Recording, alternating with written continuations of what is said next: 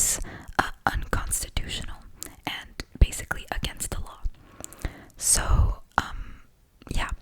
So the Constitution of Canada has like four kind of like elements to it.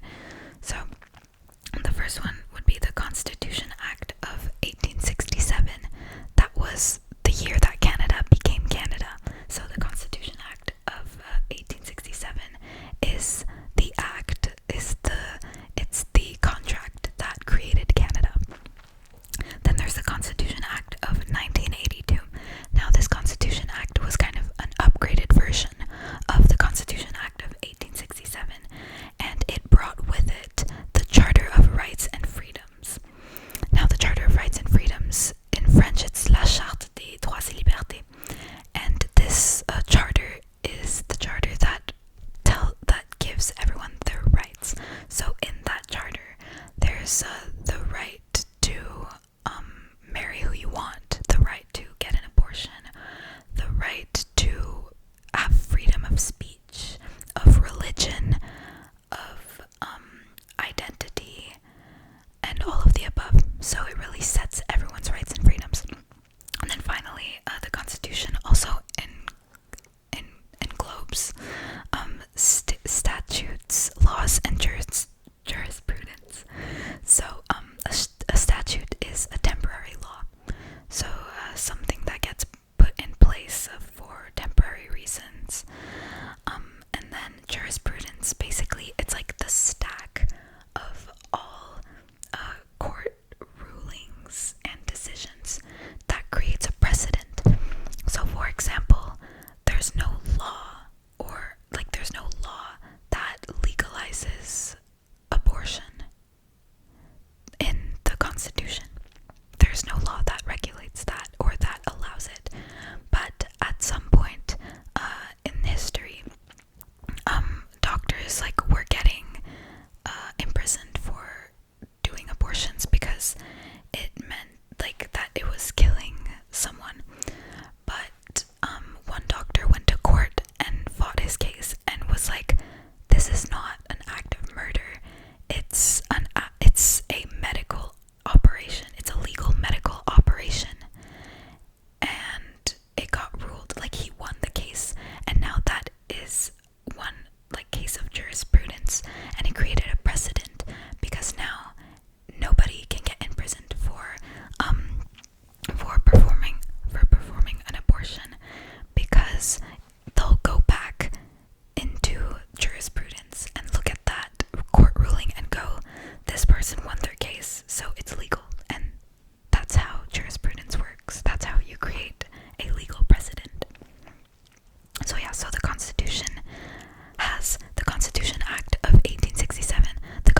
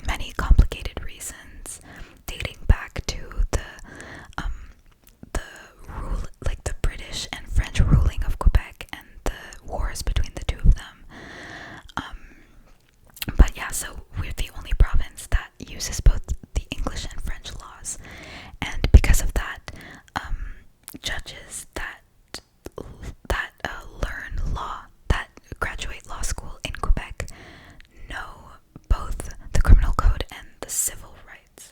Is that what it's called? The civil laws or civil rights? Anyways, both the French and the English laws.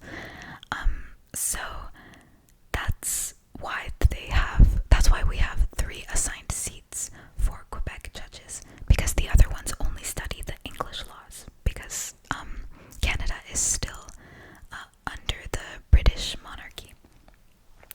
So yeah, the reason why the Supreme Court is also called the Court of Last Appeal is because basically you can appeal. So each level of government, municipal, provincial, and federal, has their own courts. But hold on, what am I saying? But you can, like, appealing a decision means, say you lose your case, you can appeal to get retrialed because you're like, no, that's wrong, I want to appeal my case. So only provincial and federal governments can appeal, but the Supreme Court can also, both provincial and federal courts can appeal, but the Supreme Court can also appeal. So there was this one case with the lady, with the owners of the Cirque du Soleil, that they went to court to separate their assets, and they went to the provincial court, and the man lost, and he was like, no, I'm right. So he appealed to provincial court, and then he lost again, and then he was like, I just still know that I'm right. So he appealed to the federal court, and the federal court was like, no. And then he appealed to the last court, the Court of Last Appeal, the Supreme Court, and he won. And the reason why it's the Court of Last Appeal, the Supreme Court only hears cases that have constitutional impact, so things that are unconstitutional. So yeah, and long story short, he did win that case when he went to the Court of Last Appeal. It's actually kind of fucked up because it was this whole divorce thing, and like, anyways, that's a story for another time, but if you guys are interested, you could search it up. It was the owners of Cirque du Soleil. But yeah, so that's all for the Supreme Court. Now we're gonna actually talk about the branches of government. So the federal government has 4 branches. So first, executive. The executive is at the top.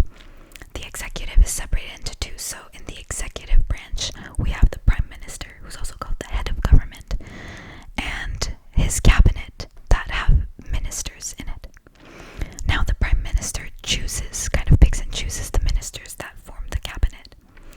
And also, to be Prime Minister, you need to have fulfilled 3 criteria. First of all, the Prime Minister is also a member of Parliament, which I will get to later, and you have to have 1 year riding in an election. You also have to be the leader of your party, and your party has to have the most members of Parliament in the House of Commons.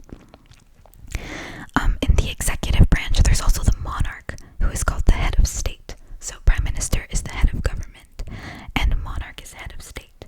And the monarch is currently King Charles III. Second, third, anyways, King Charles. Yes, we are a monarchie parlementaire, parliamental monarchy. Is that what it's called? Sorry. But yeah, so we are still partly under British rule. We still have the head of the monarch behind our coins. So yeah. Then we have the legislature. In that there are 2 branches. So there's the Senate, which is called the upper house, and the House of Commons, which is called the lower house. In the Senate, we have senators, and the senators stay at their post until they are 75 years old, and then they're forced to retire. And in the House of Commons, there's the members of Parliament.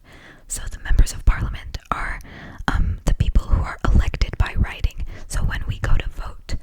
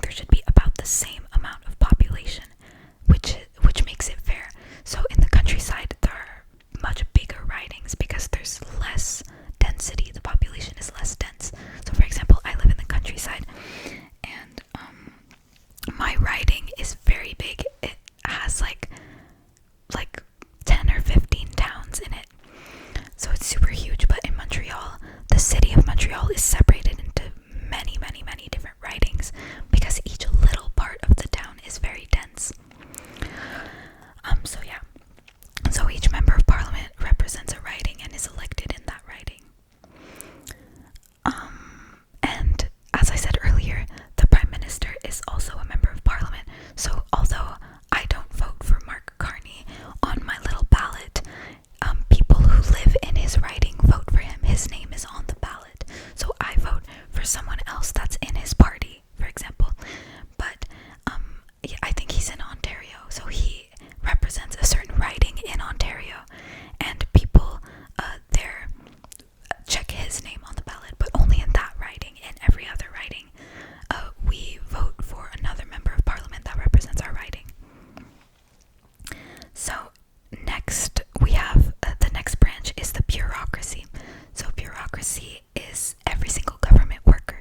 So teachers are technically bureaucracy, but they're Quebec, like they're provincial bureaucracy because education is a provincial thing.